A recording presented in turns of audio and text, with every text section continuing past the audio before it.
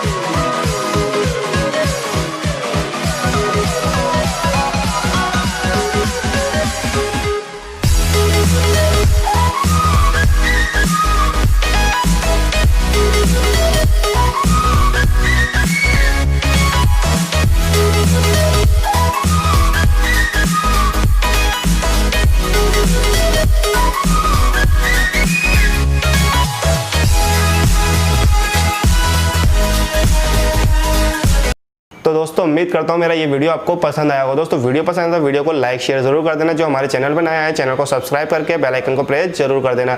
अगर दोस्तों आपको मुझसे मोबाइल रिपेयरिंग करानी है तो आप मुझे इंस्टा पे डीएम करो। इंस्टा आईडी सुपरालम टेक्निकल के नाम से है। मैं वहाँ अपना नंबर एड्रेस वगैरह आपको शेयर कर दूंगा, तो आप अपना मोबाइल गारंटी के साथ सही करा सकते हैं। तो दोस्तों आज के लिए इतना ही, मिलते हैं नेक्स्ट वीडियो में। तो जय हिंद दोस्तों।